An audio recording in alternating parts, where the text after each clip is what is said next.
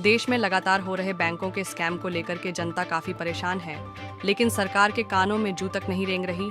आए दिन खबर सामने आती है कि कभी यह बैंक फरार हो गई, कभी वह बैंक पैसे लेके देश से भाग भाग गई। लेकिन इस सब में बस आम जनता की जीवन की पूरी जमा पूंजी फंस जाती है।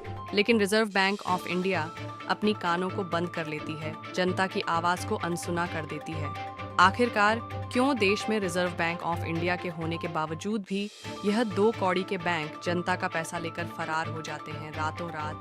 ऐसी ही एक खबर हाल ही में मीरा भयंदर शहर में नजर आई, जहां पर new India cooperative bank limited के खाता धारकों की पूरी जमा पूंजी को लेकर न्यू इंडिया बैंक मालिक फरार हो चुके थे।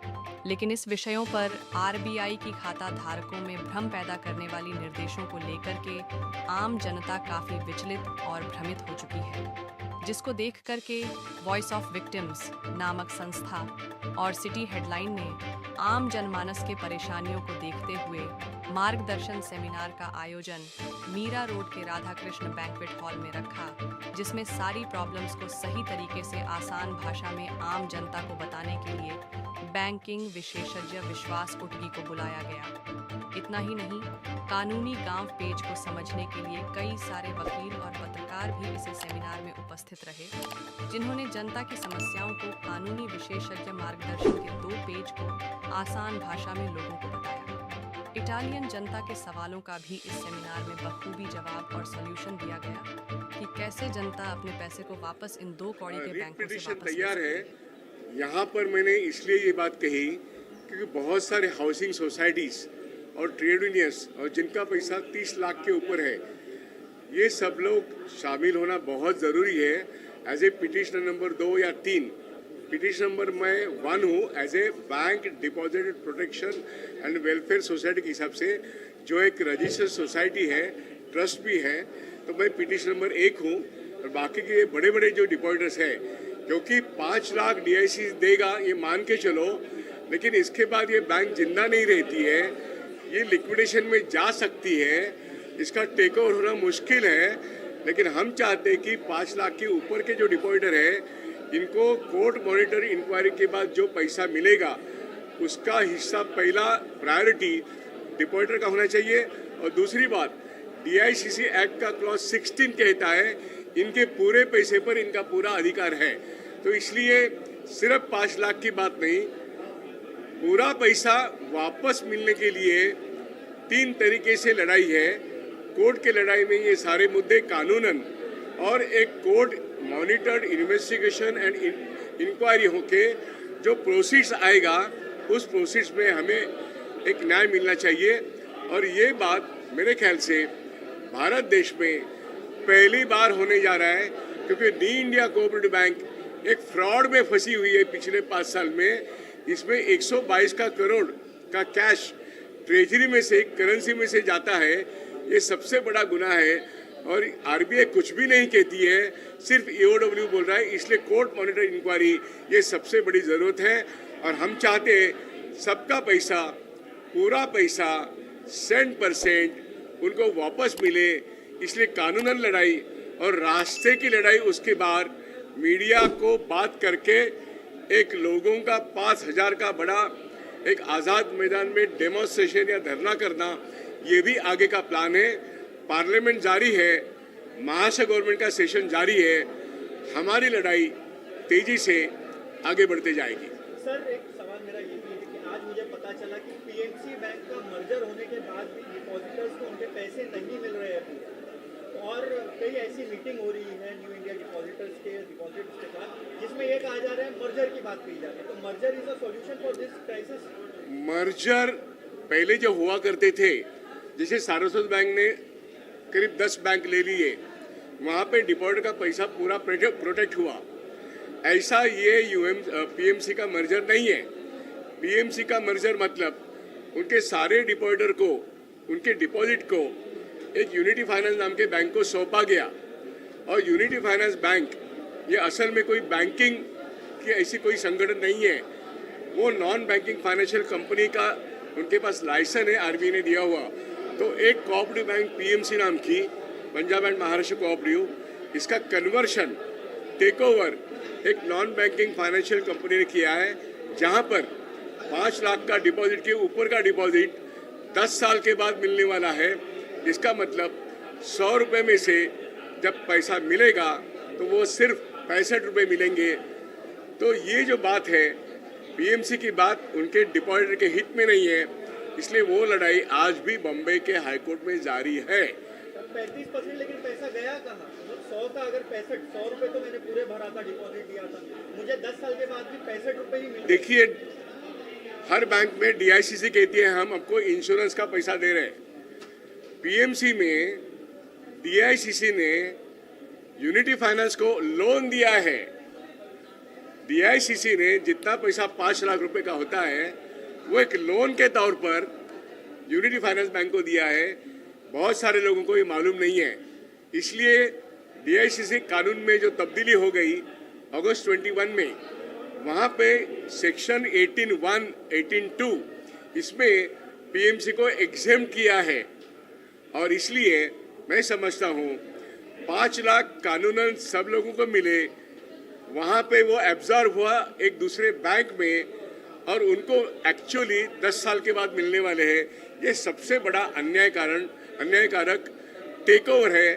इसके पीछे भी एक स्कैम और साजिश है। वक्त आते ही इसके बारे में मैं बाद में खुलासा करूंगा। सर, न्यू इंडिया बैंक के जितने भी बैंक होल्डर्स हैं, अकाउंट होल्डर्स हैं, वो ये जानना चाहते हैं कि उनका आगे भविष्य क्या होगा, उनका पैसा उन्हें कैसे मिलेगा। देखिए, 25,000 तो अब मिल रहे हैं, लेकिन 5 लाख की बात हो रही है। लेकिन 5 लाख कितने लोगों को मिलेगा ये कोई नहीं बता सकता। मेरा कहना है कि अगर 5 लाख देना है तो आरबीआई को एक नोटिफिकेशन जारी करके 90 दिन में देना पड़ेगा। किसी को एग्जेम नहीं करना चाहिए। यहाँ पे मैं सुन रहा हूँ कि कुछ बड़े अकाउंट होल्डर को जिनकी मैच्योरिटी डेट दूर की है, उनका पैसा लॉक इन पीरियड में वो देंगे नहीं। ये सरासर अन्याय है।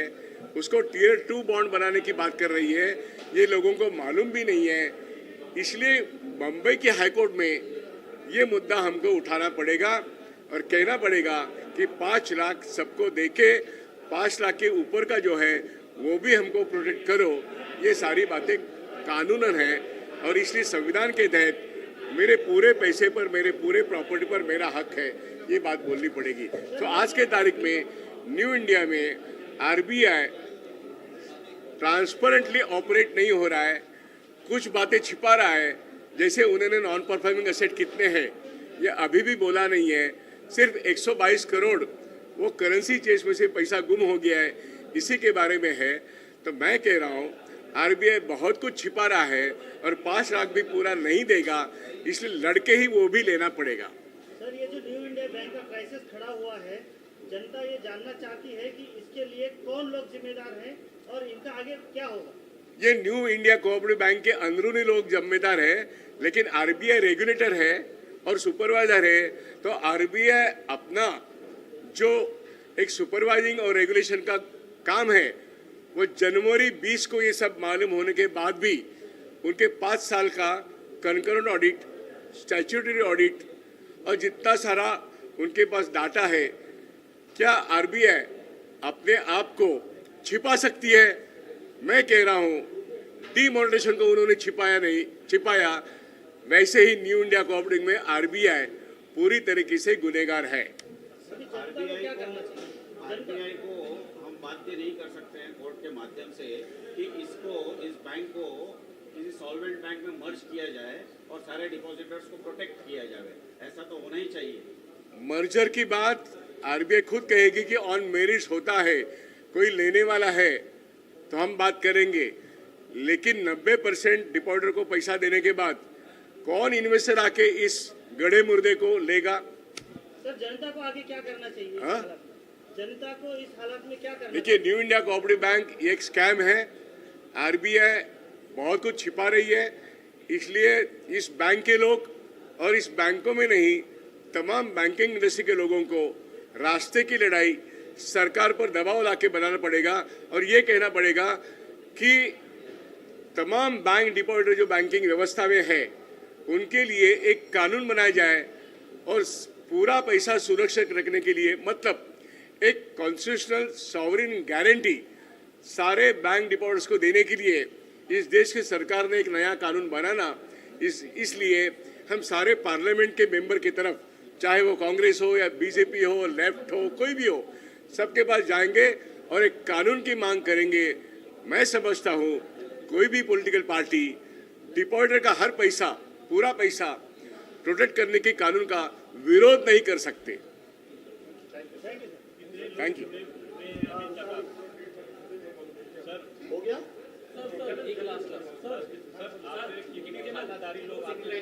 हाँ?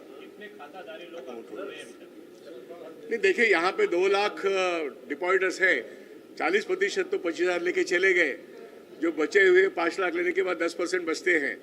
अब वो 10% लोग फिर भी बड़े बड़े हैं, मेरे ख्याल से 1000 करोड़ डिपॉजिट उनका है, इनको लेके कोर्ट में जाना पड़ेगा क्योंकि सबके पैसे की सुरक्षा हमें चाहिए। जो वॉइस ऑफ विक्टिम्स और सिटी हेडलाइंस न्यूज़ चैनल के माध्यम से इस कार्यक्रम का आयोजन किया गया और इस कार्यक्रम का आयोजन करने के पीछे का जो मंशा थी हमारी, वह यह थी कि आए दिन जिस प्रकार से बैंकों में घोटाले हो रहे हैं और लोगों के, आम जनता के पैसे डूब रहे हैं, उनके पैसे की रक्षा सुरक्षा कैसे की जाए और इसकी जिम्मेदारी कैसे तय हो और लोगों को एकजुट कैसे किया जाए।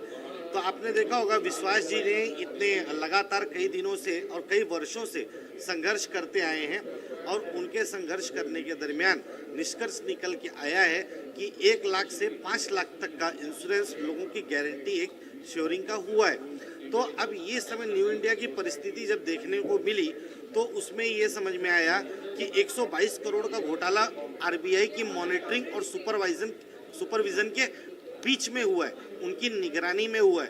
तो अब ये लोगों की समस्या है कि लोगों के पैसे कैसे उनको मिले। आज इस पूरे विषय में एक आपको गहराई की बात को बताता हूँ कि रिजर्व बैंक ऑफ इंडिया ने 13 फरवरी को सर्कुलर निकाला कि 6 महीने तक किसी भी प्रकार का लेन देन नहीं होगा, लेकिन उसके ठीक बाद उन्होंने वापस से एक निर्णय अपना सुनाया, वो ये है कि 25,000 रुपये आप ले सकते हो, 5 लाख रुपए तक आपको DICGC के माध्यम से इंश्योरेंस मिलेगा। एक बात तो समझ में ही नहीं आई, जब जिस आरबीआई ने ही सर्कुलर निकाला, उन्होंने कहा 6 महीने तक कोई लेन देन हो ही नहीं सकता है, तो जब 6 महीने तक लेन देन नहीं हो सकता तो फिर 25,000 का लेन देन शुरू कैसे हुआ? ये भी बैंक के आरबीआई के नियम के खिलाफ जाके किया जा रहा है। आरबीआई अपनी चोरी बचा रही है और अपने आप को छुपाने की कोशिश कर रही है।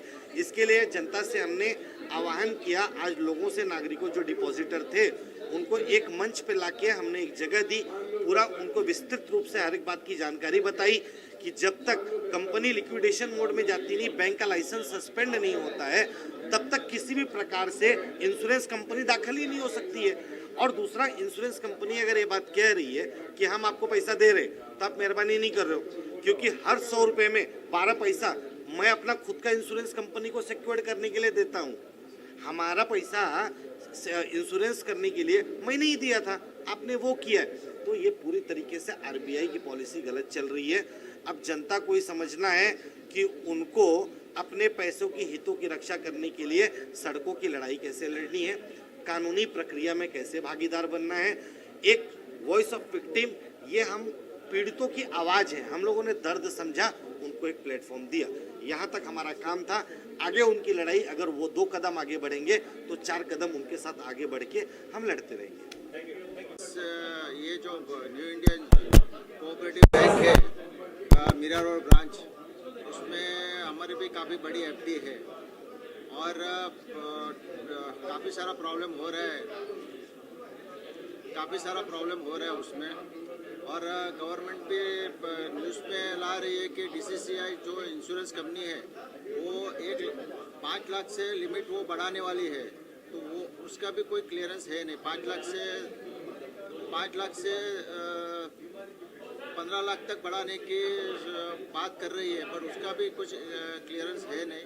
प्लस आरबीआई भी कुछ इसमें कुछ गाइडलाइंस नहीं दे रही है, आरबीआई से भी कुछ भी क्लियरेंस नहीं आ रही है। तो हमारा मीडिया से ये रिक्वेस्ट है कि आप ये प्रॉब्लम सॉल्व करें और डिपॉजिटर को जो भी ये प्रॉब्लम हो रहा है उसका कुछ जल्द से जल्द सॉल्यूशन निकाले ताकि आम आदमी को परेशानी ना हो। और इस प्रॉब्लम का रिजोल्यूशन सरकार को और आरबीआई को तुरंत करना चाहिए। एक और बात मैं बताना चाहता हूँ कि जो इंश्योरेंस की बात चल रही है, तो जिसमें ऐसा कहा जा रहा है कि 5 लाख रुपीस तक का इंश्योरेंस दिया जाएगा, लेकिन उसमें एक और दूसरा टेक्निकल पॉइंट ये आ रहा है कि जिनकी एफडीज लॉन्ग टर्म एफडीज है या जिनकी लॉक इन पीरियड में एफडीज है, तो वो मतलब 5 लाख की हो या उससे ज़्यादा की भी हो, तो उसका पैसा नहीं दिया जाएगा इंश्योरेंस। तो ये पॉइंट आरबीआई को क्लैरिफाई करना चाहिए। और ऐसे बहुत से लोग हैं जिनका लॉन्ग टर्म एफडी है, तो उसको उसकी राहत मिलनी चाहिए। ये इमीडिएट अटेंशन का इशू है, तो उसको रिजॉल्व करना चाहिए। हम ये कहना चाहते हैं कि मेरी ज़िंदगी भर की कमाई हमारी हमने एफडी में वहाँ रखी है, तो वो एफडी का क्या 5 लाख तो ये लोग खाली दे रहे हैं, क्या 5 लाख में क्या 25 लाख ये लोग खा जाएंगे? ये तो गलत है ना। आरबीआई ने पहले लाइसेंस दिया क्यों ऐसे बैंकों को? और ये 38 साल से बैंक है, आज से नहीं है। ये पहला बैंक था जब मीरा रोड में जब हम रहने के लिए आए। आज तो हमारे इसी पे में हमारा खर्चा चल रहा है। अभी हम कहाँ जाएंगे? हमारे तो रिटायर हैं, हम जॉब नहीं करते। और दूसरा इशू ऐसा है कि इस बात को महीने भर होने आ गया है और आरबीआई की तरफ से कोई क्लैरिफिकेशन नहीं है, किसी को कोई राहत नहीं है, कुछ नहीं है। सिर्फ 25,000 रुपया दे दिया, उससे क्या होता है? 25,000 तो कोई सोल्यूशन नहीं है ना। तो इसके बाद उनका प्लान ऑफ एक्शन क्या है तो बताना चाहिए। वो बोल रहे 6 महीने के बाद में बताएंगे, तो उसके बाद में बताने तक अभी लोग क्या करेंगे? लोग बहुत ही एंशियस है, बहुत ही चिंतित है। तो उसी के बीच में जो इंटरिम रेजोल्यूशन या कोई उनकी तरफ से कोई फीडबैक या क्लैरिफिकेशन तो आना चाहिए। आगे आप लोग क्या अभी चाह रहे हैं? आप लोग क्या आगे करने वाले हैं? अब आगे तो यही है कि कानूनी लड़ाई होगी और रास्ते पर लड़ाई होगी और सरकार को इसका जवाब देना पड़ेगा, आरबीआई को जवाब देना पड़ेगा। और इसके अगेंस्ट में जो एनफोर्समेंट एजेंसीज है, ईडी वगैरह, उनको क्यों नहीं लगाया जा रहा है? इन्वेस्टिगेशन क्यों नहीं किया जा रहा है?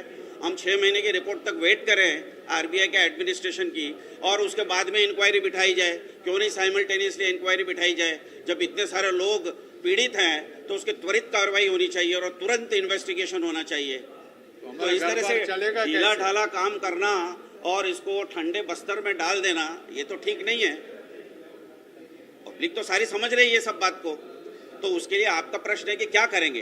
तो प्रश्न यही है, दो ही उसका सॉल्यूशन है। एक तो कोर्ट में जाइए, कानूनी लड़ाई लड़िए, और दूसरा रास्ते पर जाइए, और तीसरा सरकार के पास जाइए।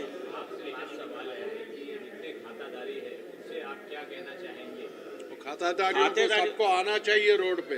खातेदारियों को यही करना है कि सारे इकट्ठे होकर कलेक्टिवली कोर्ट के पास जाना है, आरबीआई के पास जाना है, उनके एडमिनिस्ट्रेटर से मिलना है। सरकार को बाध्य करना होगा कि एडमिनिस्ट्रेटर सारे लोगों को मिले, उनके एसोसिएशन को मिले, उनके प्रॉब्लम्स को सुने, रेजोल्यूशंस करें और सारे एनफोर्समेंट एजेंसीज जितनी भी है उनके पास ले जाए ये मैटर और इसका इन्वेस्टिगेशन करवाए और तुरंत ये जो फंड की प्रॉब्लम हो रही है उसको रिजॉल्व करने के लिए और रिलीज करे फंड्स।